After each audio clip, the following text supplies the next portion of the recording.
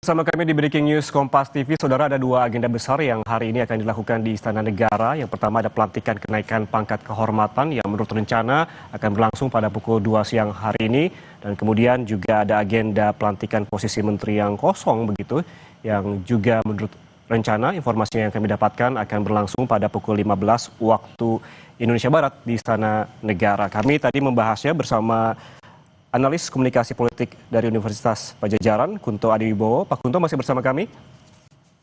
Ya, masih, Mas. Pak Kunto, ini apa saja yang perlu diperhatikan oleh Presiden terkait dengan posisi-posisi kosong? Ada dua posisi kosong, yaitu Menko Polhukam dan juga Menpora. Kita tadi berbicara mengenai Menko Polhukam terlebih dahulu. Ada nama Letjen TNI Purnawirawan Jean-Marie Caniago, begitu. Latar belakang apa yang perlu diperhatikan oleh Presiden sebelum memastikan posisi ataupun melantik dari posisi Menteri Menko Polhukam?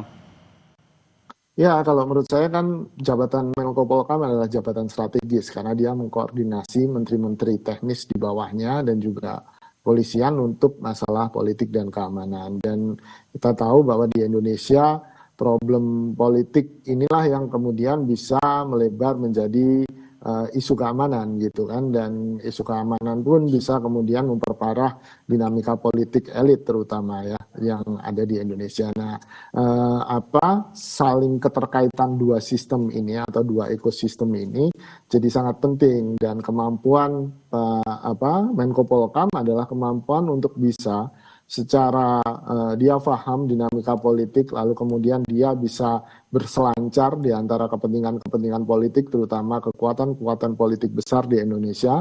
Selain partai politik juga ada ormas, juga ada kekuatan politik yang lain, dan di satu sisi juga tetap memperhatikan keamanan. Nah, kalau keamanannya jadi yang utama, maka yang ditakutkan kan muncul kesan otoritarianisme ketika politik disurpres, ditekan untuk keamanan menjadi panglima gitu kan. Nah, ini yang kemudian mungkin harus secara hati-hati dilakukan oleh Menko Polhukam yang baru ini supaya tidak ada kesan bahwa Indonesia kembali ke otoritarianisme, tapi di lain sisi juga menjamin keamanan yang ada di negara kita gitu, Mas.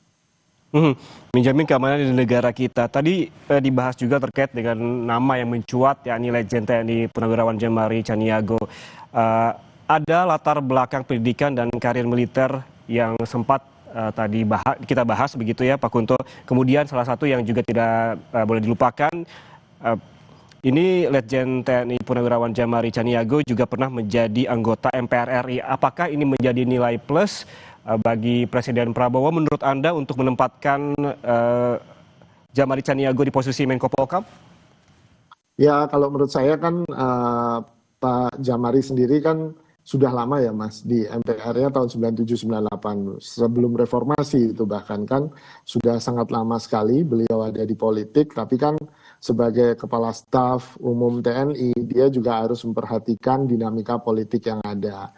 Dan beliau juga pernah jadi komisaris utama PT Semen Padang kan, dan di situ salah satu BUMN juga kan PT Semen Padang yang kemudian menurut saya juga penting untuk Pak Jean-Marie paham soal relasi-relasi politik yang ada. Dan saya pikir sebagai tangan kanan atau orang kepercayaannya Pak Prabowo, Pak Jean-Marie punya modal politik yang kuat, punya modal sosial yang kuat sebagai modal dia untuk menjadi Menko Polhukam.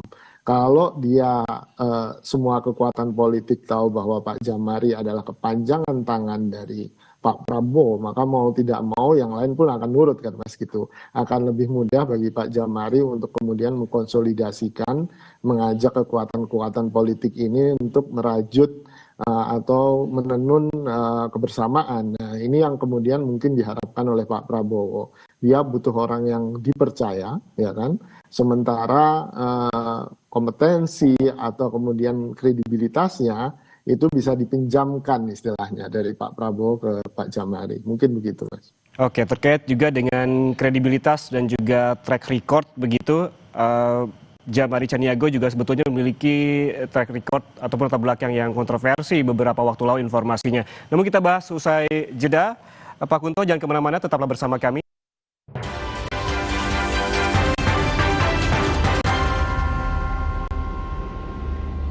Anda masih bersama kami di Breaking News Kompas TV. Saudara, ada dua agenda besar hari ini yang akan dilaksanakan di Istana Negara terkait dengan pelantikan kenaikan pangkat kehormatan yang akan dilaksanakan pada pukul 2 siang ini.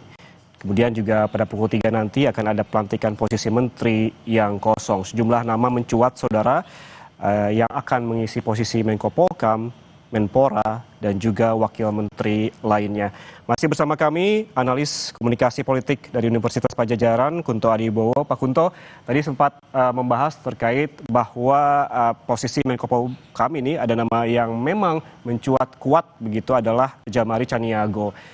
Djamari Tjaniago memiliki latar belakang yang kuat dan juga profil pendidikan dan juga pernah menjabat di posisi penting seperti anggota MPR RI. Tapi sosok dari Djamari Tjaniago juga terlepas dari kontroversi yang pernah terjadi tahun 2020 terkait dengan moge ataupun motor gede. Lalu menurut Anda bagaimana Presiden Prabowo dan juga jika memang Djamari Tjaniago ini memang terpilih ataupun dilantik menjadi Menko Polhukam untuk meyakinkan kepada publik bahwa apa yang pernah terjadi, kontroversi yang pernah terjadi di tahun 2020 itu tidak ada artinya begitu? Ya tadi Mas, kalau menurut saya Presiden sudah melakukan filtering atau vetting ya. Dalam arti Presiden sudah memeriksa rekam jejak, sudah memeriksa segala kemungkinan apakah ada problem dengan personalitas atau kredibilitas beliau gitu. Dan menurut saya kenapa ini penting, karena pada akhirnya Pak Prabowo juga tidak mau kan ketika menteri-menteri yang dia tunjuk, yang kemudian dia percayakan, justru nanti di tengah masa jabatannya terkena kasus atau mungkin ada skandal di publik ketika problem-problem masa lalunya terkuak. Dan ini akan menjadi hal yang serius bagi Pak Prabowo, makanya dengan demikian Pak Prabowo tampaknya rela gitu meminjamkan tadi kredibilitasnya kepada Pak Djamari. Ya Pak Djamari mungkin bagi banyak orang awam, bahkan saya juga tidak terlalu mengenal beliau kan, bahwa bahkan kasus tentang moge tahun 2020 itu juga tidak terlalu santer terdengar. Nah, Berarti ini Pak Kunto sebuah pertaruhan juga bagi Presiden. betul, betul Mas. Dan kita juga tahu bahwa Pak Djamari kan juga salah satu anggota DKP yang waktu itu memutuskan bahwa Pak Prabowo bersalah dan diberhentikan dari ABRI ya tahun 90-an akhir ketika pasca reformasi itu. Tapi tampaknya Pak Prabowo juga tidak menyimpan dendam. Pak Prabowo tampaknya merangkul Pak Djamari. Saya tidak tahu apakah ada kedekatan khusus setelah cerita DKP itu, Dewan Kehormatan. Tapi paling tidak Pak Prabowo tampaknya sudi dan rela kemudian memilih Pak Djamari Tjaniago karena memang beliau sangat percaya pada Pak Djamari ini, Mas, gitu. Oke, sebelum kita membahas isu pelantikan dari posisi menteri yang kosong yang kemungkinan akan dilakukan pada pukul 3 nanti, Pak Kunto, yang juga menjadi agenda pada pukul 2 atau sekitar 10 menit lagi adalah pelantikan kenaikan pangkat kehormatan, yaitu Jenderal Kehormatan kepada selain Djamari Tjaniago juga Komjen Polisi Purnawirawan Ahmad Doviri, yang kemungkinan juga ada isu akan mengisi pos strategis di kementerian. Anda melihat sosok dari Komjen Polisi Purnawirawan Ahmad Doviri seperti apa? Ya, sebagai mantan Wakapolri ya Mas ya, Wakil Kapolri dan juga Inspektur Pengawasan Umum, Inspektorat Internal, menurut saya Pak Ahmad Doviri punya track record yang luar biasa gitu. Cuman saya juga belum tahu di posisi mana nih nanti Pak Ahmad Doviri akan ditempatkan gitu. Kalau memang apakah track record itu sesuai atau tidak, mungkin ini masalah kemudian yang sama dengan Pak Djamari kan, bahwa yang jelas Pak Prabowo sudah percaya pada Pak Ahmad Doviri. Jadi ini tampaknya Pak Prabowo ingin mengisi kabinet dengan orang-orang kepercayaan dia, Mas. Tidak lagi kemudian dia akan bertaruh lebih banyak atau bahkan sedikit berkompromi dengan kekuatan-kekuatan partai politik atau kekuatan Pak Jokowi yang kemarin kan di 1 tahun terakhir. Tapi paling tidak di sini Pak Prabowo tampaknya ingin mengisi dengan orang-orang kepercayaan dia sehingga bisa menjamin bahwa program-program dia berhasil, pemerintahan dia tidak ada batu ganjalan atau tidak ada kerikil yang kemudian mengganggu pemerintahan dia.